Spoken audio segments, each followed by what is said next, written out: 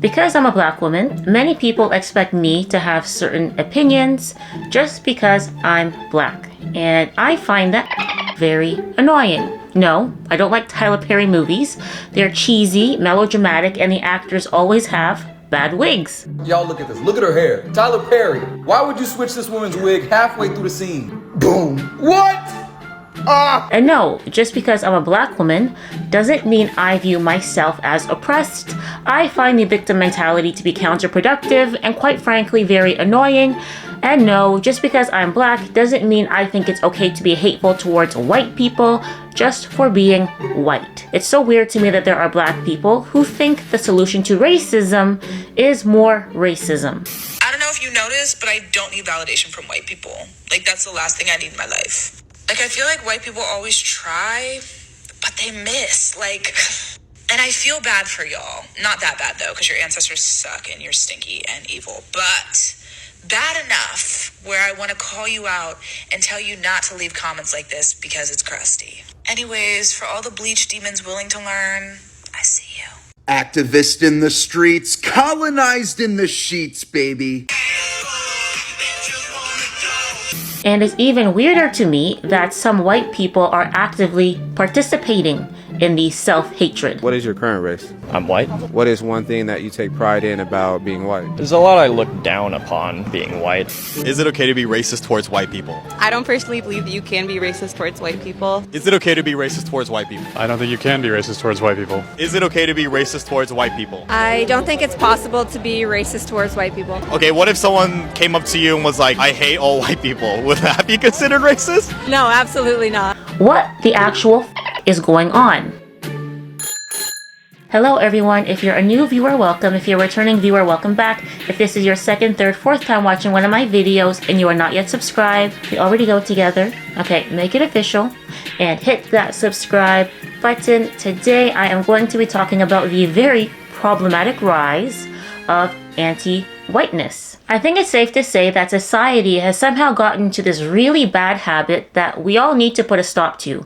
And maybe Fume would help. Fume is an innovative and award-winning flavored air device that does just that. Helps you get rid of bad habits. And just in time for the new year, Fume was kind enough to send me a journey pack which comes with a device and 6 flavors. Fume comes with an adjustable airflow dial and is designed with movable parts and magnets for fidgeting, giving your fingers a lot to do, which is helpful for de-stressing while breaking your bad habit. Instead of electronics, Fume is completely natural. Instead of vapor, Fume uses flavored air. And instead of harmful chemicals, Fume uses all natural, delicious flavors. I really like the crisp mint flavor. It's way more flavorful than I thought it would be. And the device itself is so beautifully crafted. The Fume device that I have launched last November and is called the Solano.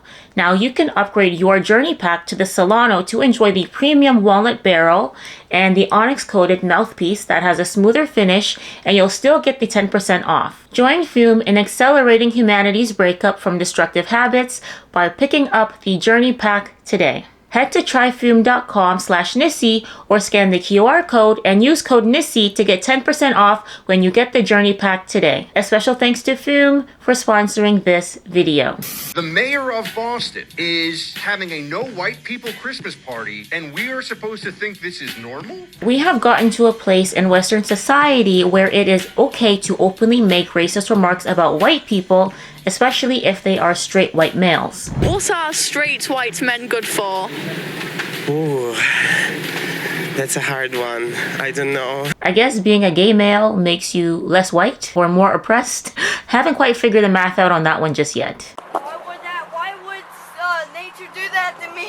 Ironically, the people who tend to push the ideology that white people are demons and are inherently racist are leftists. Back when the left wasn't full of nut jobs, I actually considered myself a leftist, and I avoided anything that had to do with conservatism because I had always been told that all conservatives are racist, and I believed that. But now, it's the leftists who say stuff like this. White people are racist.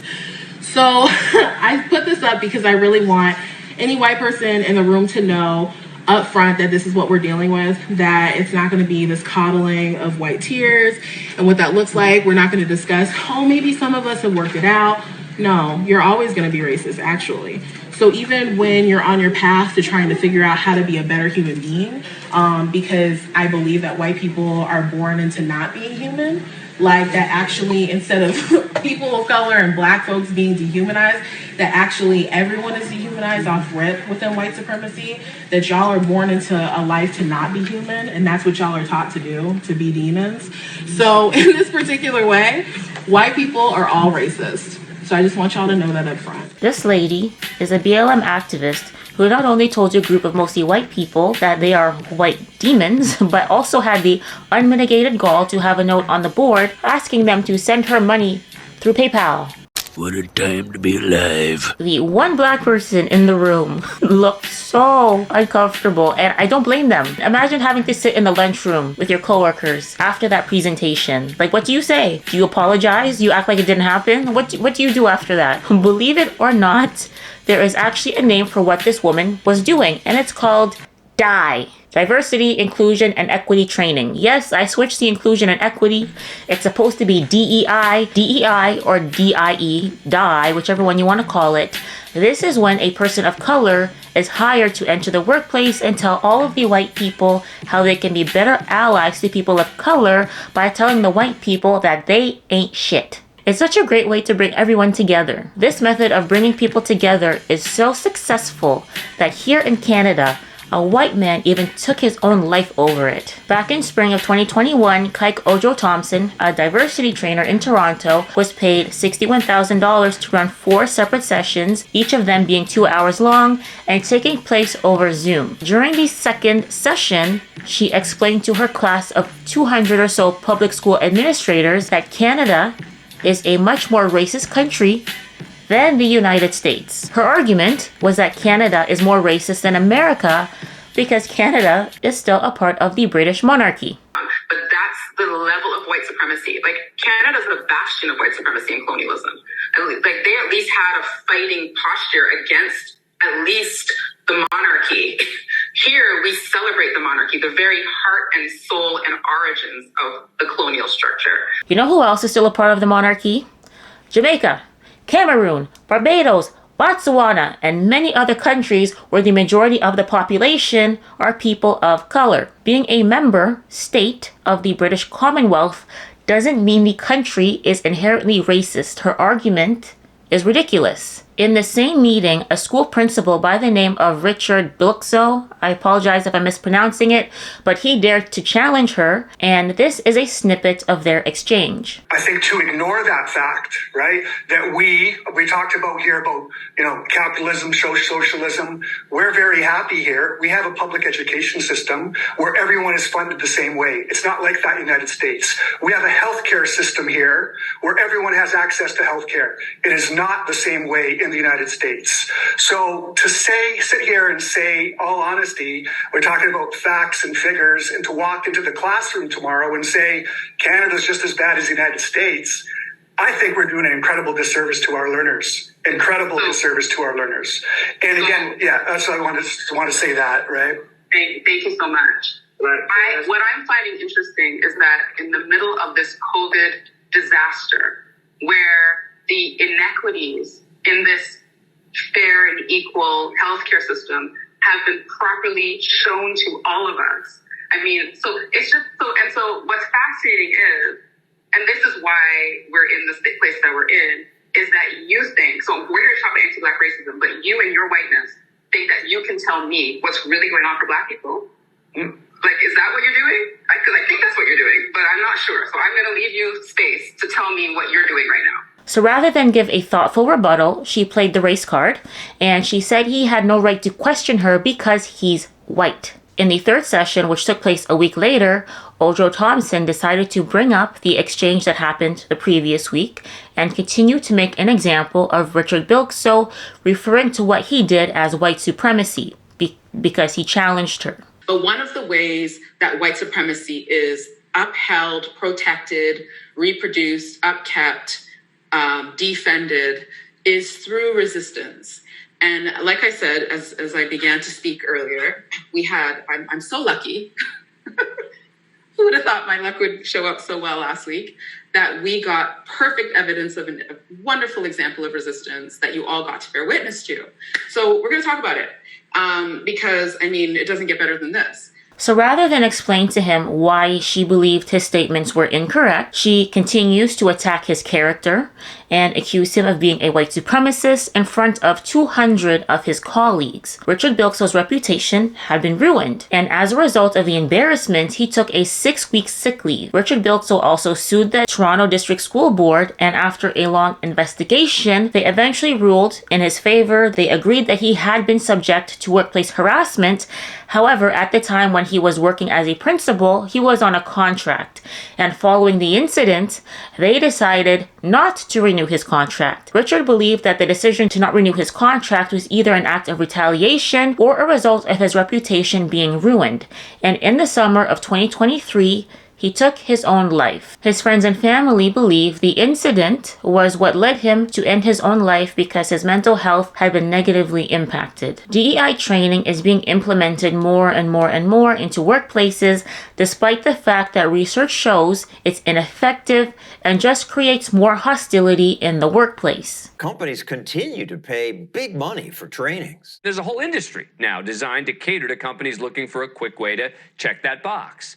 In the U.S. in 2020, DEI was a $3.4 billion industry. Every big company. They feel like they have to. They have to say something. They have to signal to the world that they're doing something. Is it effective? These slides were shown at a Coca-Cola diversity training. The thesis of this training was try to be less white. They're talking about arrogance and things like that. That is by no means a white thing. The point is to demonize the other side as much as possible. And absurdly, diversity trainings don't even do what they're supposed to do. This Harvard professor analyzed studies of them. Sadly enough, I did not find one single study which has found that diversity training, in fact, leads to more diversity. In fact, the Harvard Business Review reports 5 years after diversity training, the share of Black women managers actually decreased. This expert tells teachers it's racist to teach traditional English. If you use a single standard to grade your students' languaging,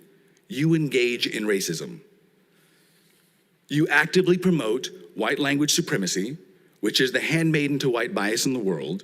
Smith was in the audience. I heard that, thought it was a bit misguided. So Smith wrote a long and thoughtful response saying it's a disservice to minority kids not to teach standard English.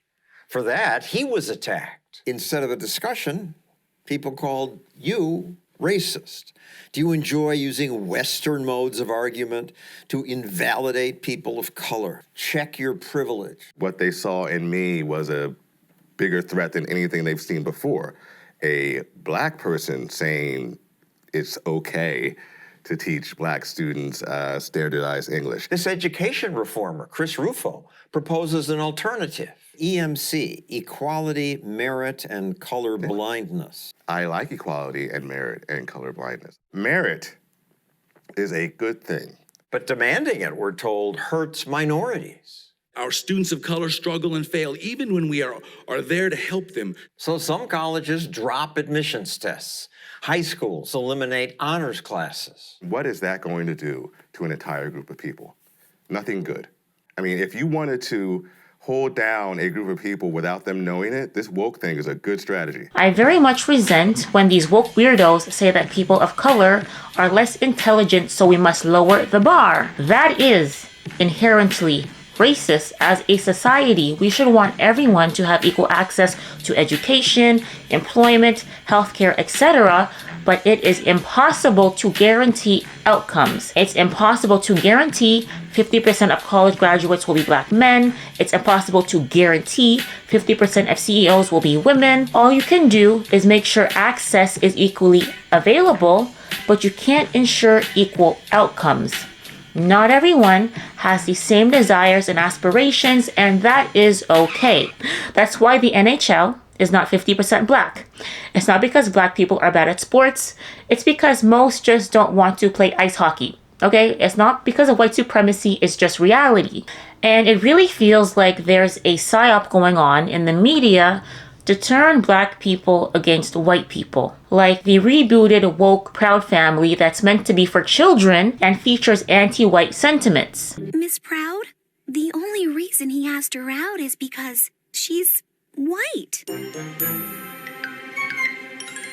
That's not true! Oh, yes, it is true. Right, Maya? Yup. My cousin said Noah's favorite chocolate is white. No swirls. You're all just jealous that Noah asked me out and not you. It has nothing to do with me being white chocolate. Not that a person can be white chocolate. It has everything to do with you! Or the new movie that was executive produced by Barack Obama called Leave the World Behind. I'm asking for you to remember that if the world falls apart, trust should not be doled out easily to anyone, especially white people. Or this movie that's coming out in March of this year called The American Society of Magical Negroes. What's the most dangerous animal on the planet? Shark. White people, when they feel uncomfortable. White people feeling uncomfortable precedes a lot of bad stuff for us. That's why we fight white discomfort every day. Because the happier they are, the safer we are. So as of the making of this video, the trailer has over 6.4 million views. It has 6.7 thousand likes and 96,000 dislikes. I was reading the comment section, and you know what? It gives me hope that society isn't doomed. Racism is not dead, but it is on life support, kept alive by politicians, race hustlers, and people who get a sense of superiority by denouncing others as racist. NissCee.Social. I am black and I can confirm that I will not be watching this movie. Racism is still racism regardless towards who. You know what I like about this film? It's bringing blacks and whites together. We can all agree that it's a collective no for all sides. I think that a lot of the anti-white attitude stems from a place of people wanting to hold every white person accountable for something that happened many years before, long before these people were even born, and that's not right. Like, imagine if your great-great-grandfather murdered someone but got away with it. And now that we have DNA testing, they can prove that he did it, and now they want to put you in prison for life because he is your ancestor. When are we going to begin looking forward and stop looking back? And I just want to end this video on this last point. There is a portion of people who will say that I must have self-hate because I'm speaking against anti-white racism. And I absolutely do not. I'm a black woman. I love black people. My mother is black. My father is black. My boyfriend is black. I have many black friends. But I also have friends of all ethnicities. And I always have. I've had white friends, Asian friends, Middle Eastern friends, Latino, Indigenous, you name it. Many different types of friends in my life, throughout my life. And I don't condone racism of any kind. I can be pro-black without being anti-white. That's all I have for this video. If you liked this video, please don't forget to hit the like button. If you've not yet subscribed to my channel, please don't forget to hit the subscribe button. A special thanks to Foom for sponsoring this video. I will see you guys in the next one, and I have 2 more videos for you in the end cards. Take care. Bye.